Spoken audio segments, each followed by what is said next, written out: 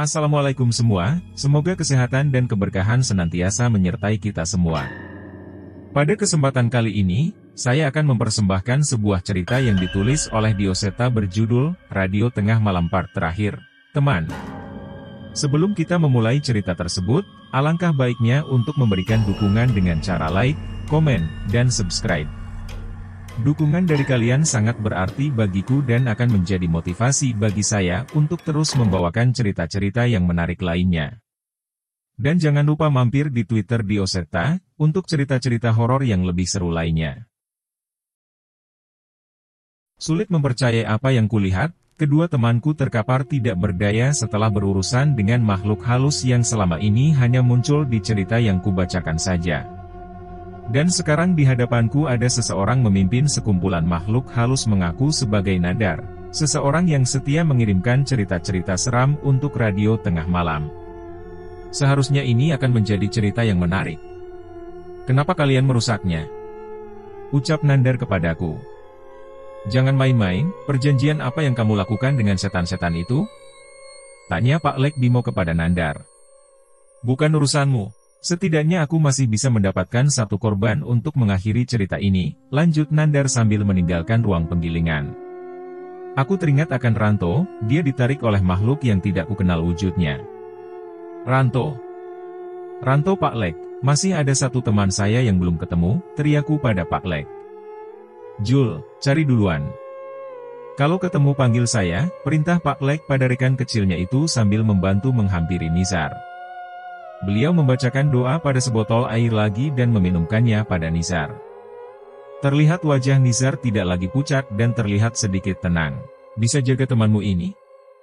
Saya dan Mas Ardian harus mencari temanmu yang satu lagi. Tanya Pak Lek kepada Nizar. Tapi Pak, kalau setan itu datang lagi? Tanya Nizar dengan ragu. Gak usah takut, ada mereka yang menjaga agar makhluk itu tidak mendekat ke ruangan ini, jelas Pak Lek. Mereka itu siapa? Tanya Nizar lagi. Mas Ardian, nyalain lagi korek itu, perintah Pak Lek kepadaku. Aku mengangkat kembali korek api yang masih menggenggam di tanganku, dan menyalakannya sekali lagi. Kilatan api menyala kecil, namun cahayanya cukup untuk menerangi seisi ruangan. Dan samar-samar terlihat sosok-sosok makhluk halus di ruangan ini. Mereka adalah makhluk yang kami lihat di dekat pintu masuk tadi. Aku merinding, Nizar pun terlihat sangat panik. Mereka penunggu pabrik gula ini, dan yang itu namanya Sri. Dia yang akan memberitahuku kalau kalian dalam bahaya, ucap Pak Lek sambil menunjuk pada sesosok kuntilanak dengan wajah yang tidak lagi utuh yang berdiri di dekat pintu. Pak, yang benar saja. Kami ditinggal bersama mereka, protes Nizar dengan wajahnya yang kembali pucat. Mereka tidak akan melukai. Jangan lupa baca doa saja mohon perlindungan dari Tuhan, itu akan menjagamu dari niat-niat buruk, ucap Pak Lek yang bersiap berdiri menyusul Panjul. Ketika api dari korek itu mati, tidak ada lagi sosok makhluk halus yang terlihat di ruangan itu. Ruangan demi ruangan kami masuki, tidak ada tanda-tanda keberadaan Ranto. Kami terus mencari, bahkan sampai ke sudut-sudut mesin. Pak, itu Dek Panjul pergi sendirian apa tidak bahaya? Tanyaku pada Pak Lek. Tenang, walau masih kecil dia gak bisa diremehkan, di belakangnya ada makhluk pelindung yang sangat kuat, cerita Pak Lek padaku. Aku mengangguk, namun cerita mereka tetap saja tidak rasional di kepalaku. Pak Lek, di sini. Di luar. Terdengar teriakan menggema di aula, itu suara si Panjul. Kami segera berlari ke arah pintu menghampiri bocah itu, suara gerimis terdengar ketika kami mendekati halaman pabrik. Itu di sana. Teriak Panjul. Kami tidak melihat seseorang pun di sana, hanya tanah kosong, pepohonan, dan seekor kera di bawah pohon pisang. Itu Lek di bawah kliwon, terlihat seonggok tanah seperti bekas mengubur sesuatu, kera itu terlihat menggali sedikit demi sedikit hingga mulai terlihat wajah manusia di sana. Itu Ranto? Dia dikubur hidup-hidup? Tanyaku. Belum terlambat Mas, dari tadi Kliwon sudah jagain di situ ngejaga biar masih bisa bernafas, jelas Panjul kepadaku. Kami segera berlari untuk menolong Ranto, namun sesosok makhluk kurus dengan tangan dan kaki yang panjang menghadang kami. Kamu tolong temanmu, makhluk ini biar kami yang urus. Perintah Pak Lek kepadaku. Aku berlari menghampiri Ranto. Kali ini tidak ada rasa takut. Di pikiranku, nyawa Ranto yang terpenting.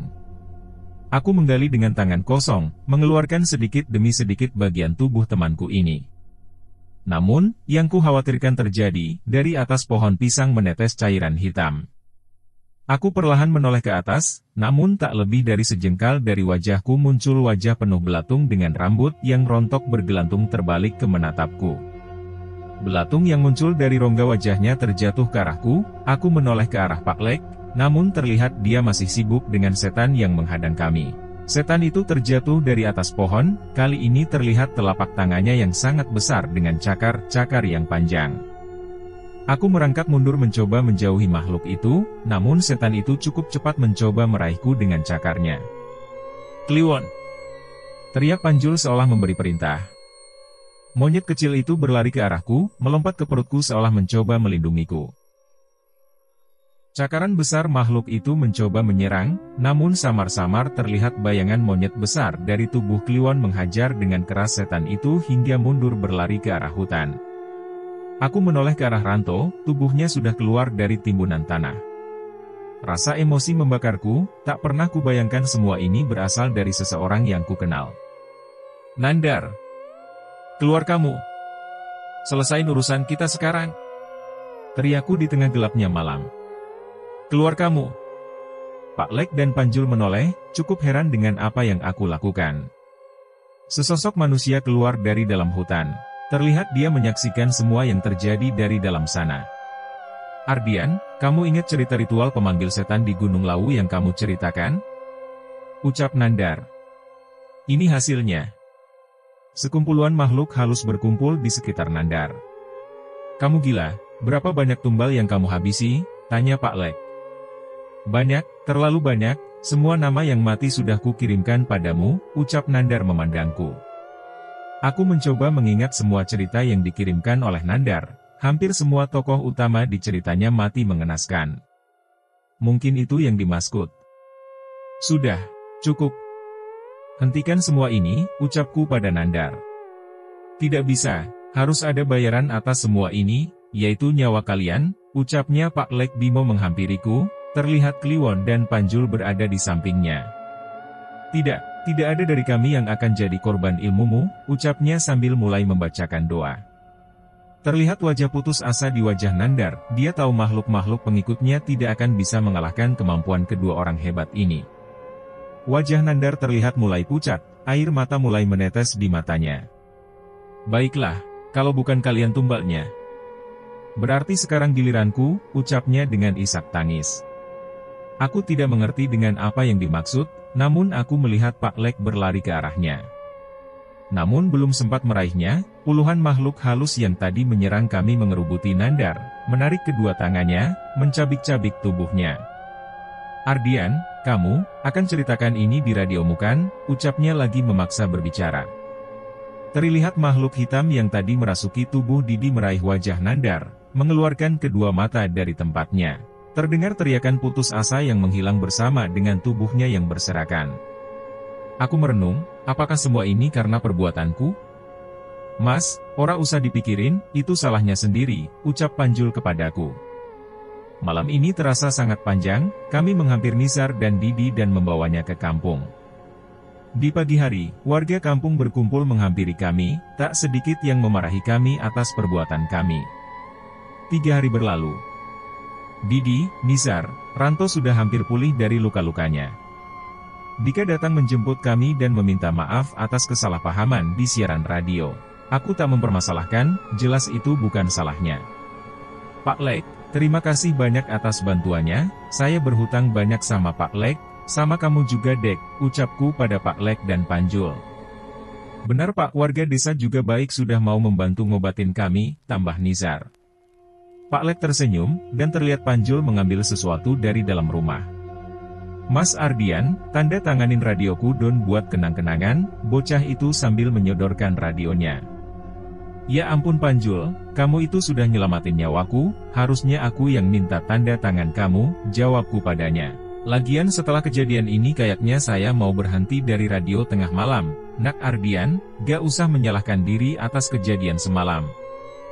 Jangan kira hanya Nandar yang terinspirasi dari radio tengah malam, ini si Panjul juga salah satunya, hanya saja Nandar memilih jalur yang salah.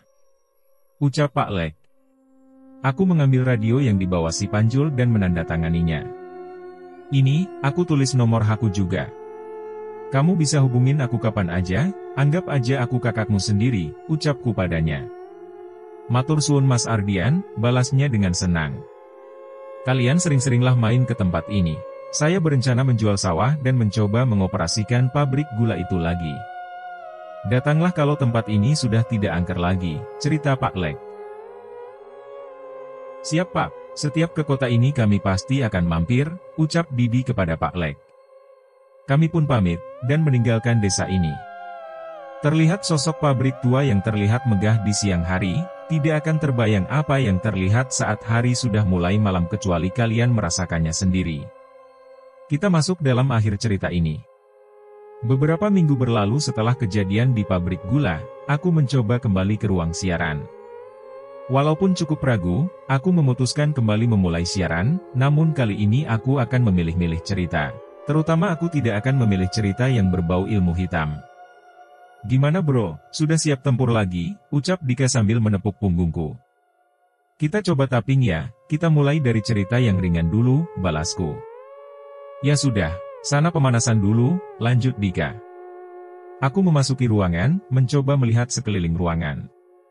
Tampaknya aku memang rindu dengan ruangan ini. Aku menyetel posisi mic dan menyiapkan naskahku. Namun sebelum dimulai, mendadak lampu ruangan mati, disusul dengan komputer di hadapanku. Dika, mati lampu? Tanyaku pada Dika. Sebentar, gua cek dulu. Teriaknya dari luar, aku mencoba merogoh tasku mencari handphone atau apapun yang bisa membantu menerangi ruangan ini. Namun saat siaran handphone selalu kutinggalkan di luar karena mengganggu frekuensi suara. Yang kutemukan adalah sebuah korek tua, yang dulu dipinjamkan oleh Pak Lek Bimo saat di pabrik gula. Aku sedikit ragu untuk menyalakannya, namun suasana gelap sudah berhasil membuatku cukup gelisah. Percikan api muncul dari pemantik yang kuputar. Api pun menyala, cahaya mulai menerangi ruangan ini. Kuharap ini cukup untuk menghilangkan rasa gelisahku akan gelap. Tapi ternyata sebaliknya. Sesosok wanita dengan kepala yang hampir terputus menempel di belakang monitorku. Merasa sadar akan reaksiku, ia menghampiriku dan menjatuhkan kepalanya di atas mejaku. Aku terjatuh dari kursi, namun tak berhenti sampai di situ. Dari bawah meja muncul makhluk kerdil dengan wajah yang rusak sedang bergelantungan di kakiku. Sontak aku mundur dan menjauhinya, namun punggungku menyentuh sesuatu. Aku menoleh ke belakang, kain kafan lusuh yang penuh dengan tanah berada di hadapan wajahku. Ternyata sesosok pocong selama ini berdiri di belakang tempatku duduk. Korek api terus menyala, aku mencoba meniupnya namun gagal. Terlihat seseorang dari kaca ruangan, aku berlari menghampirinya. Dika, tolong, teriakku, namun yang terlihat dari kaca bukanlah Dika. Sesosok manusia dengan wajah yang tidak utuh, matanya tidak lagi ada di tempatnya. Aku kenal wajah itu. Itu Nandar. Ardian. Kamu bisa melihatku? Tanya makhluk itu sambil berjalan ke arahku. Enggak, pergi, aku mengusirnya, ceritakan Ardian. Ceritakan kisah-kisahmu. Kami akan selalu berkumpul di dekatmu setiap kamu membacakan cerita tentang kami, ucap makhluk menyerupai Nandar itu. Benar saja, aku mengangkat korek api itu melihat sekeliling dan sekumpulan makhluk halus berkumpul di ruangan ini menantikan ceritaku. Tamat. Akhirnya kita sampai di ujung cerita, Radio Tengah Malam. Untuk semua part video, sudah Mimin taruh di dalam deskripsi. Dan kalau tidak ada halangan, besok Mimin akan lanjut untuk upload cerita baru. Jangan lupa untuk like dan bagikan cerita ini kepada teman-teman dan saudara kalian, supaya channel ini terus berkembang.